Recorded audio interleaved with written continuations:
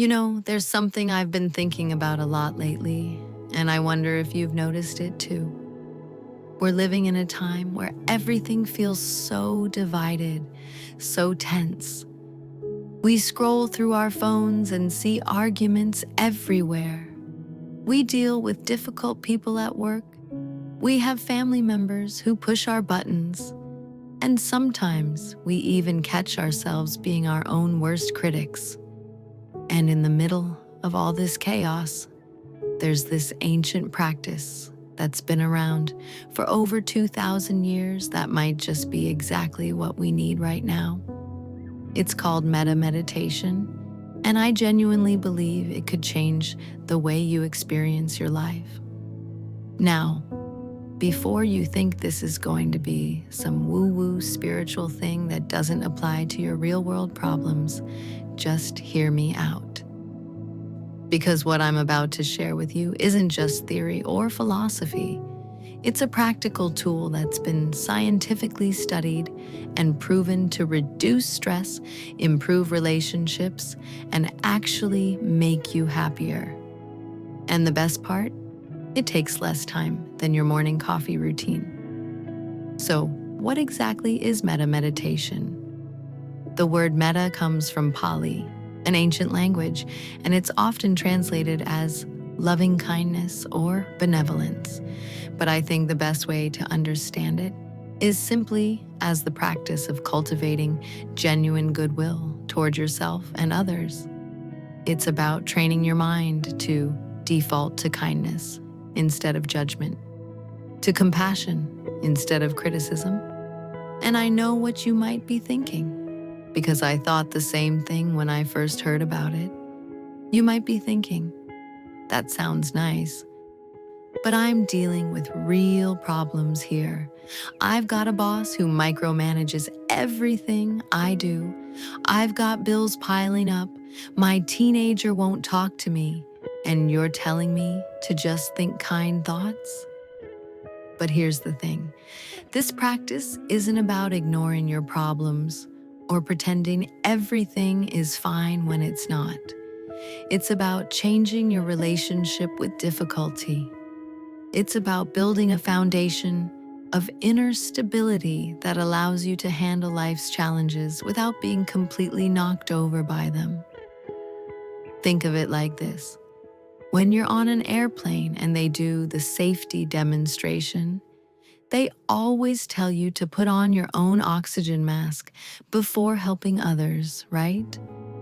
Metta meditation is kind of like that oxygen mask for your emotional well-being. Let me tell you how this actually works in practice, because that's what really matters. The traditional metta meditation involves silently repeating certain phrases while bringing different people to mind. You start with yourself, which is actually the hardest part for most of us. We're so used to being hard on ourselves, so accustomed to that critical voice in our heads that tells us we're not good enough, not doing enough, not being enough. But in metta practice, you begin by directing kindness toward yourself. The traditional phrases go something like this. May I be happy. May I be healthy. May I be safe. May I live with ease. Now you can adjust these words to whatever feels natural to you. Some people say, may I be peaceful. May I be free from suffering. May I be filled with loving kindness.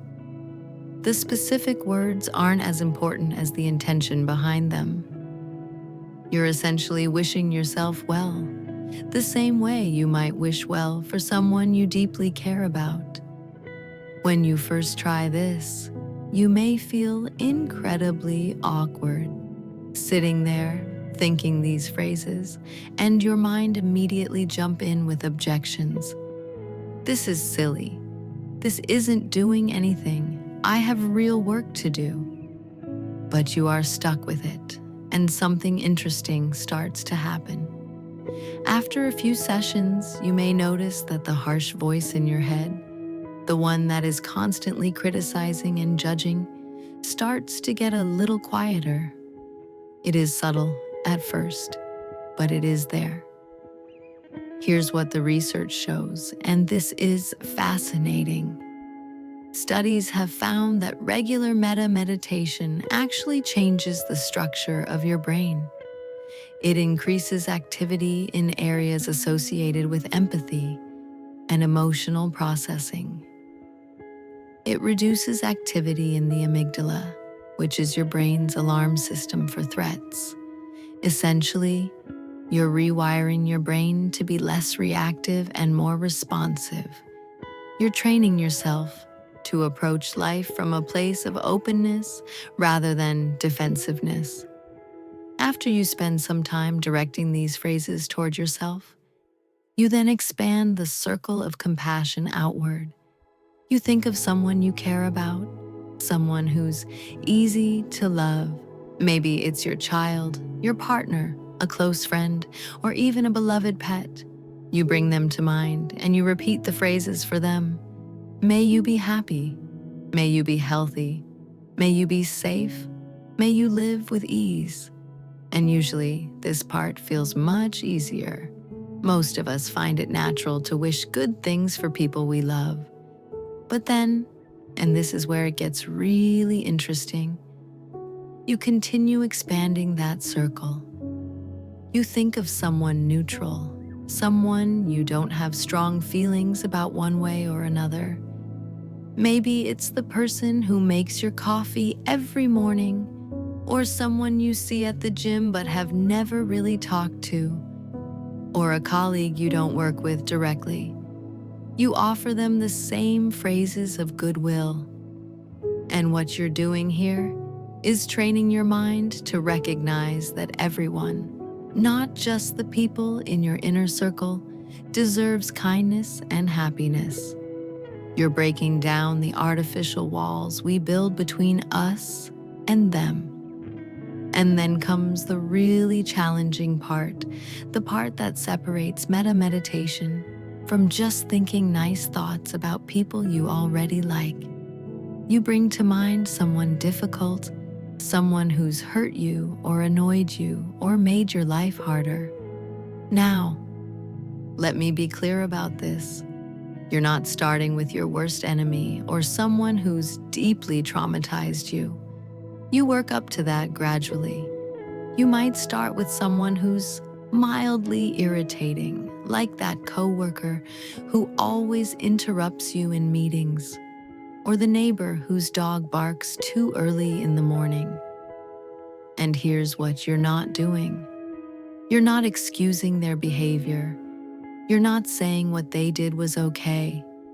You're not becoming a doormat or pretending to be fine with things that aren't fine. What you're doing is recognizing that this person, just like you, is struggling in their own way. They're dealing with their own pain, their own fears, their own conditioning. And you're choosing, just for this moment, to wish them well anyway. May you be happy. May you be healthy. May you be safe. May you live with ease.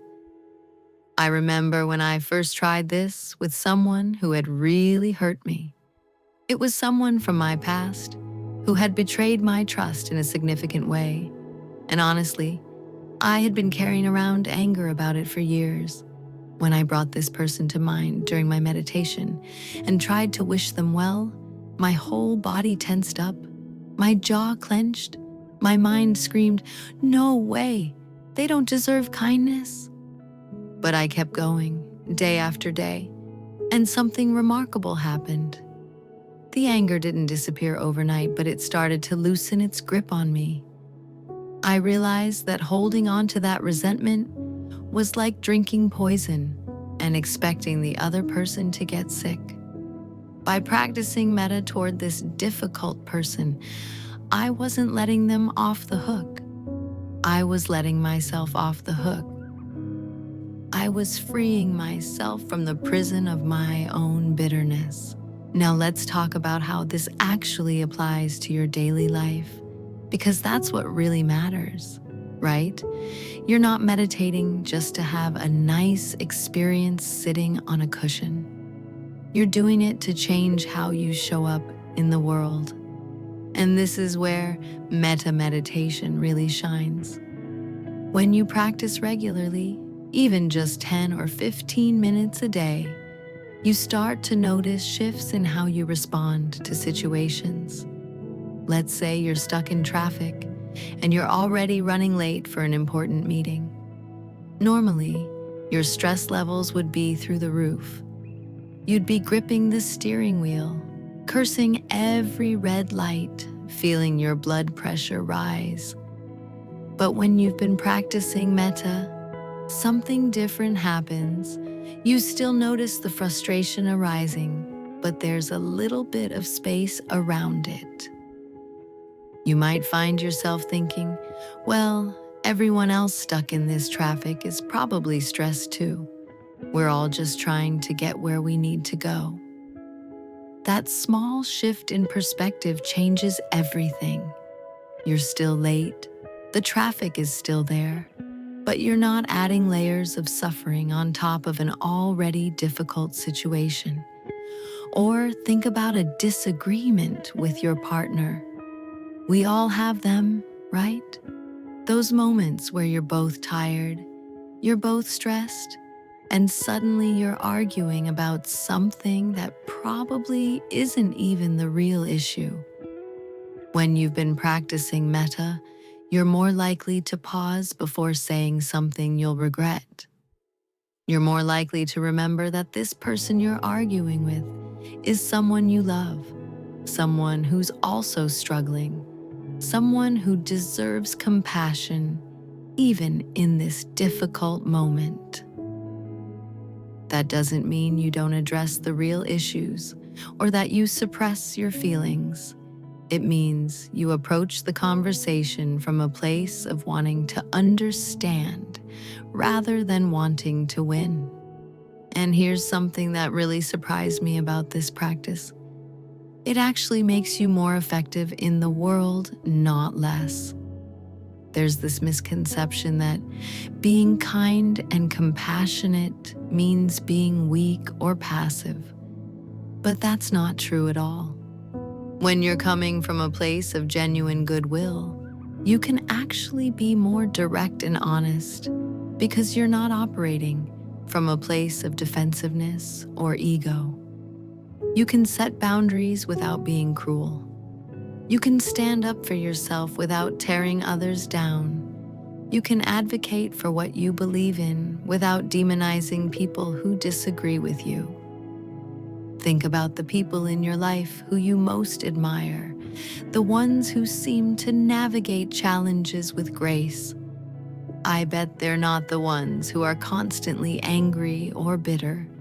They're probably the ones who somehow manage to be both strong and kind, both principled and compassionate. That's what Metta Meditation helps you cultivate. It's not about becoming a pushover. It's about becoming someone who can hold firm to their values while still recognizing the humanity in everyone. So, how do you actually start this practice? It's simpler than you might think. Find a quiet place where you won't be disturbed for 10 to 15 minutes. You can sit in a chair, on a cushion, or even lie down if you need to, though sitting is usually better for staying alert. Close your eyes or soften your gaze. Take a few deep breaths to settle in. Then start with yourself. Place one hand on your heart if that feels comfortable, and begin repeating your phrases. May I be happy. May I be healthy. May I be safe. May I live with ease. Don't worry if your mind wanders. That's completely normal. When you notice you've drifted off into thinking about your to-do list or replaying a conversation from yesterday, just gently bring your attention back to the phrases. Spend a few minutes with yourself, then move on to someone you care about. Picture them, bring them to mind clearly, and offer them the same phrases. Then move to someone neutral. than someone difficult if you feel ready for that. And finally, you can expand your awareness to include all beings everywhere. May all beings be happy. May all beings be healthy. May all beings be safe. May all beings live with ease. This last part reminds us that we're all connected, that we're all part of the same human family dealing with the same fundamental challenges of existence.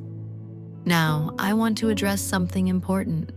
This practice isn't always going to feel good, and that's okay. Some days you'll sit down to meditate and you'll feel warm and fuzzy and connected to everyone. Other days you'll feel resistant or angry or sad. All of that is part of the practice. The point isn't to force yourself to feel a certain way. The point is to keep showing up, to keep offering these phrases of goodwill, even when it feels mechanical or awkward or difficult. You're planting seeds, and sometimes it takes a while for them to grow. And here's something else that's really important to understand. Metta Meditation isn't a replacement for therapy if you need it, or for addressing real problems in your life, or for taking care of your physical health. It's a complement to all of those things. It's one tool in your toolkit for living a good life. But it's a powerful tool, one that's been tested and refined over thousands of years, and one that's now being validated by modern neuroscience. I've been practicing Metta Meditation regularly for several years now, and I can honestly say it's changed my life in ways I never expected. I'm not perfect at it. There are still days when I'm irritable or judgmental or caught up in my own stress. But those moments pass more quickly now. I recover faster. I'm kinder to myself when I mess up. And I've noticed that my relationships have deepened, not because I'm trying to be some perfect person, but because I'm more present, more patient, more willing to see things from other perspectives. The beautiful thing about this practice is that it creates a positive feedback loop. The more you practice wishing yourself and others well, the more natural it becomes. The more natural it becomes, the more you notice opportunities for kindness in your daily life. The more you act on those opportunities, the better you feel. The better you feel, the more you want to practice. It's an upward spiral instead of the downward spiral of negativity and stress that so many of us get caught in. So here's what I want you to do. Try it. Just try it for 1 week. Commit to 10 minutes a day for 7 days. That's it.